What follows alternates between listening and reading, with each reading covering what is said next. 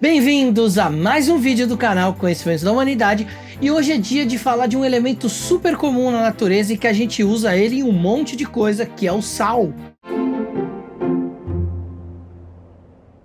Existem vários tipos de sais na natureza, mas tem um sal que a gente usa bastante, que é esse sal de cozinha. Ele é chamado de cloreto de sódio, ou tradicionalmente, como eu já disse, o sal de cozinha, ou o sal grosso que a gente usa no churrasco, enfim.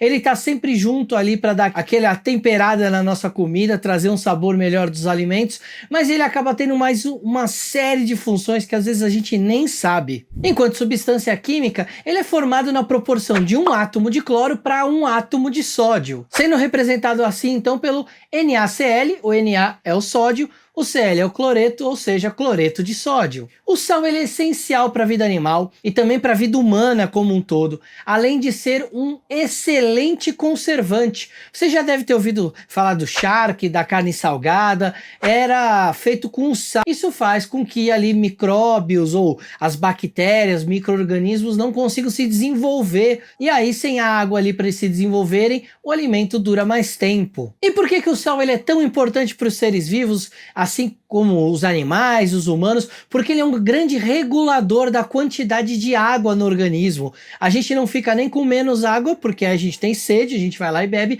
e nem a gente fica com excesso de água no organismo. Justamente o sal é quem faz essa regulação. Além de ser um regulador da nossa água no organismo, ele também foi muito importante simbolicamente no Império Romano, por exemplo, porque as pessoas recebiam seus pagamentos em sal, e é daí que vem a palavra salário, salário, ou seja, você recebe um salário, recebia uma quantidade de sal que representava o seu pagamento por aquelas horas trabalhadas, dias trabalhados. O sal também é super importante para fazer a regulação da nossa pressão sanguínea. Olha só que barato, quando ele entra ali no nosso organismo, ele se dissolve e aí ele vira dois íons, um íon de cloreto e um íon de sódio. O sódio, então, esse primeiro pedaço aí que se dissolve do cloreto de sódio, ele desempenha uma função essencial no nosso organismo, que é no controle da pressão sanguínea. Se você passou pela escola, você lembra da bomba de sódio e de potássio? Então, exatamente esse sódio que ajuda a gente a controlar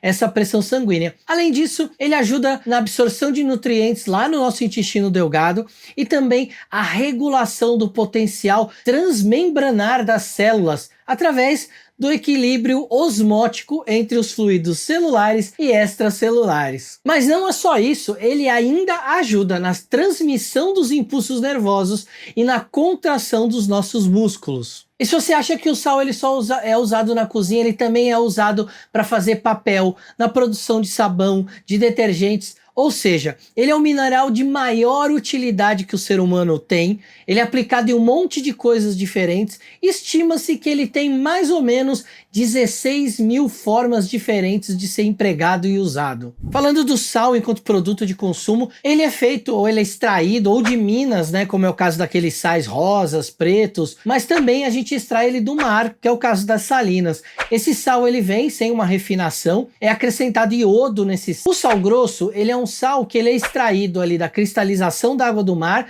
mas ele não é refinado, ou seja, ele é 99% de cloreto de sódio não refinado, e a gente usa normalmente ele para o churrasco. Mas aqui no canal a gente não fala só da parte química, a gente vai falar também das partes simbólicas, porque o sal, principalmente o sal grosso, é muito usado em simpatias, em rituais, em magia.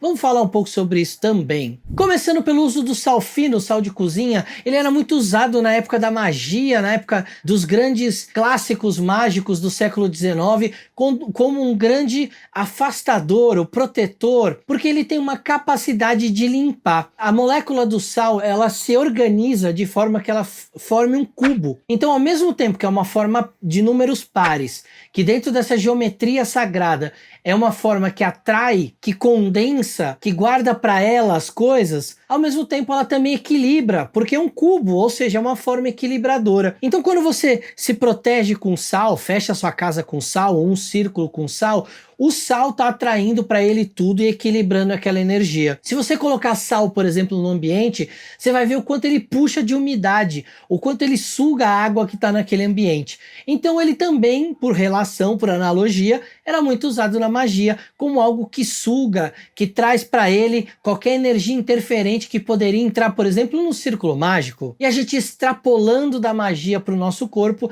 a gente pode lembrar que em muitos lugares fala, toma um banho de sal grosso, toma um banho de mar, que aquele sal vai te limpar. Então o sal grosso também serve como isso, por não ser refinado, não passar por um processo químico, ele ser o sal puro, ele é mais limpo para você usar ele energeticamente dentro de um ritual. Então o que você pode fazer? Tomar um banho de sal grosso, você pode esquentar uma água, coloca o sal grosso nessa água, depois do banho, toma um banho normal, você joga aquele sal grosso em você e opte por deixar aquilo secar naturalmente. Mas você pode ali pegar com a toalha, dar uma batidinha para tirar o excesso de água. Normalmente quando alguém te fala para tomar um banho de sal grosso, te falam para tomar daqui para baixo. Por que isso? Ele é uma substância que ele tira qualquer tipo de energia que esteja em algum tipo de desequilíbrio ou sugue alguma energia que está em excesso. Aqui em cima a gente tem o chakra coronário, que é o chakra que acredita-se que faz o contato com o divino, com o sagrado. E passar uma espécie de uma lixa de limpeza nesse chakra não é muito recomendado, porque ele já é um chakra que ele se autolimpa. Ele é um autolimpante, porque ele está sempre em contato com esse divino. Então evitar de jogar o sal grosso aqui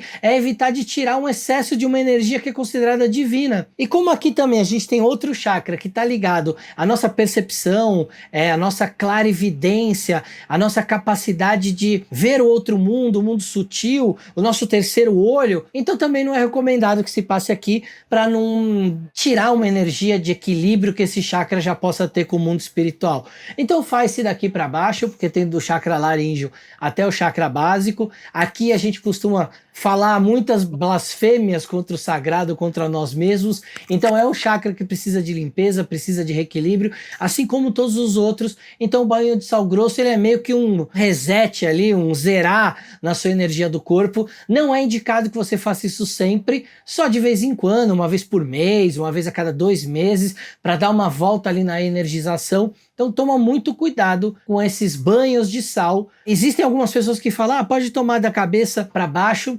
Poder pode, mas evita, tá? Pode ser que dentro de um ano, uma vez você faça esse banho. Então toma um pouco de cuidado para não desequilibrar demais esses chakras que você tem aqui em cima, que seriam os chakras mais próximos de uma via mais espiritual. Mas não só para magia, para simpatias, em algumas religiões se usa o sal nesse formato. O sal ele também era usado de forma simbólica na alquimia, olha só que bacana. Na alquimia a gente tinha uma divisão principal entre o mercúrio, o enxofre e o sal. O sal representava o corpo sólido, a matéria no sentido próprio dela, do corpo físico, das coisas físicas. Então, para os alquimistas, o mercúrio era o espírito, o enxofre a alma e o sal era o corpo. Quando a gente junta então esses opostos, o enxofre, o masculino, o positivo, e o mercúrio, o polo oposto, né, o polo negativo, o polo restritivo, o polo atrativo.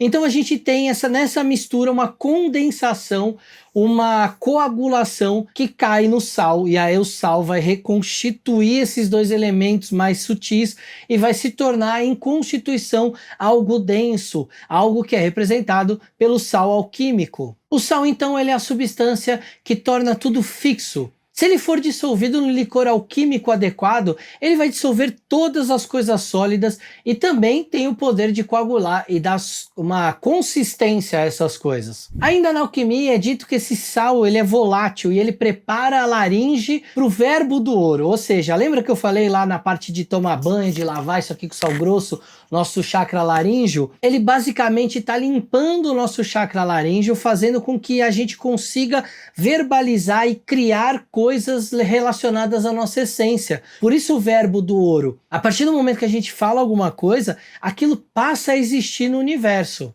Para quem quer ir além ainda na alquimia, a gente consegue obter sal no nosso corpo também. Existem os fluidos sagrados que vêm do nosso corpo e a gente, por exemplo, consegue obter o sal vindo do nosso suor. Então quando a gente fala do licor adequado, o suor é um desses licores alquímicos que são usados na alquimia para fazer a dissolução ou a coagulação de alguma coisa. Espero que vocês tenham gostado. Hoje a gente falou de uma ferramenta alquímica que é o sal, trouxe composição dele, trouxe a parte de banho, né? O porquê que a gente dá o banho daqui para baixo, não usa no chakra coronário, por exemplo, ou no chakra frontal. Então a gente descobriu um pouco mais sobre isso, viu algumas alegorias desse sal também dentro da alquimia. Provavelmente em um futuro próximo teremos um curso de alquimia aqui no canal e a gente vai aprofundar mais nas capacidades alquímicas que o sal tem. Espero que vocês tenham gostado do vídeo. Não esqueça, né, de deixar o seu like aqui no vídeo, se inscreve no canal.